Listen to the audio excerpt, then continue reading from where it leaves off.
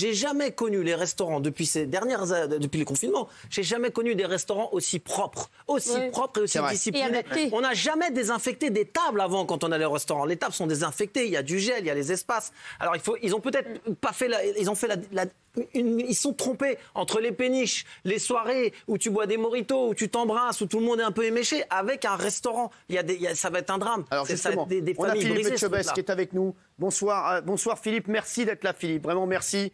Et on comprend vraiment votre désarroi. Et j'ai vu plein de gens, moi aujourd'hui, plein de potes qui ont des bars, qui ont des restaurants, que j'ai eu en pleurs au téléphone, qui m'ont dit Cyril, moi c'est 10 années, 20, 30 ans de travail qui part en poussière. Je sais que je ne me relèverai plus. C'est l'histoire d'une vie pour beaucoup de gens, pour beaucoup de familles, et ça c'est terrible. Imaginez-vous là tous autour du plateau, là, vous êtes tous des bons vivants. Imaginez qu'un jour vous ne puissiez plus jamais manger au restaurant ou aller boire un coup dans un bar. Qu'est-ce que vous feriez? Métro, boulot, dodo, c'est ce qui va se passer en vrai.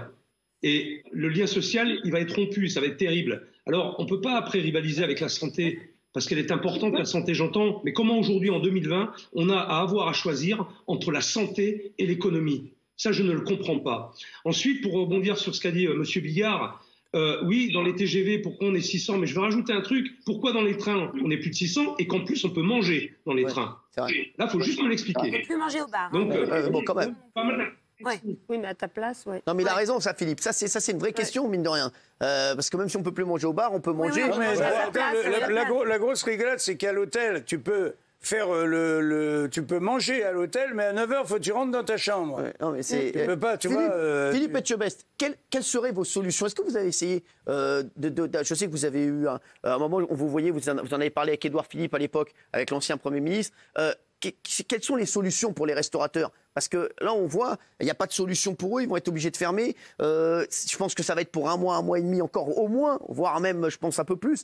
Ça va être une catastrophe. Les solutions, c'est quoi les solutions? Il y a eu des aides qui ont été données à un moment donné pendant le premier confinement, des aides qui n'ont pas suffi. Vous imaginez, au départ, c'était 1 500 € pour certains restaurateurs. Attention, pas tous, d'accord? Mais avec 1 500 €, quand vous avez 3 000 ou 4 000 € de loyer, quand vous avez 4 000 € de frais fixes à payer et que vous ne vous versez même pas de salaire, il faut juste m'expliquer comment on fait. Qui supporterait aujourd'hui de ne pas être payé pendant plus de 7 mois? Pendant plus de 7 mois. Et c'est une réalité. Est-ce qu'un fonctionnaire l'accepterait? Est-ce qu'un médecin l'accepterait? Est-ce qu'un professeur? Personne n'accepterait ça. Et pourtant, dans notre métier, ça arrive. Il y a des gens aujourd'hui qui ne se versent plus de salaire depuis 7 mois. Alors aujourd'hui, ce qui se passe, c'est une mise à mort de notre profession, d'une grande partie de la profession. Il y a plusieurs mois, j'ai annoncé 250 000 pertes d'emploi, 30% de faillite. On y va droit, mais carrément, on va droit dans le mur. Et je pense que c'est une estimation optimiste que j'ai. Et elle a été révélée par l'INSEE. Pour le premier semestre, il y avait 144 000 chômages supplémentaires.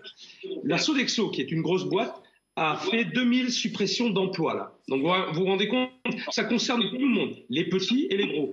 Mais il se trouve qu'aujourd'hui, il y a beaucoup de petits. Les TPE, elles sont énormes. Il y en a 160 000 en France. Donc c'est quand même grave ce qui se passe aujourd'hui. Et ce sont des familles qui vont être détruites. Et quand le gouvernement et plusieurs scientifiques disent que c'est obligatoire parce qu'aujourd'hui, le restaurant, les bars, c'est trop dangereux et pour le virus, on est obligé pour arrêter la propagation du virus. Vous leur répondez quoi?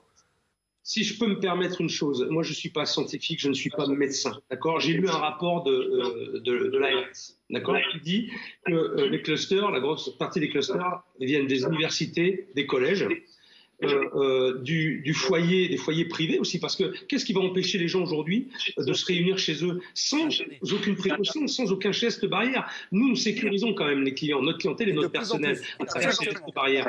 Nous sommes responsables. Non, on est plus en sécurité au restaurant que chez soi. Philippe, si vous aviez un dernier mot à dire ce soir à nos téléspectateurs et un message à faire passer, ce serait quoi, Philippe? Il dit que c'est interdit de se réunir chez eux. Non, t'as pas le droit. C'est interdit de vivre, quoi. Qu'est-ce que je voulais dire? Un dernier message à faire passer. Il va falloir. De toute façon, on n'a pas le choix aujourd'hui. On voit bien qu'on n'a pas le choix. On subit les choses maintenant. Ce que j'ai envie de dire, c'est pas aux téléspectateurs, c'est au gouvernement et à nos syndicats de se battre pour nous, de s'unir, de ne faire qu'une seule voix. Et surtout, après ces décisions qu'il faut assumer, c'est d'aider la profession, mais de l'aider pour de vrai. Exactement. Merci en tout cas Philippe. Bravo pour ce que vous faites, je voulais vous le dire. Parce que Philippe, il a un immense succès et je sais qu'il se bat tous les jours pour tous les restaurateurs. Et Philippe, vraiment, je voulais vous dire chapeau pour ce que vous faites et continuez à vous battre. Et vraiment, je sais comme vous devez avoir plein de potes aussi qui sont vraiment dans une situation inextricable. Et vous aussi, ça doit vous miner tous les jours comme nous ici. Et bravo à vous de vous battre et d'essayer de faire passer les messages.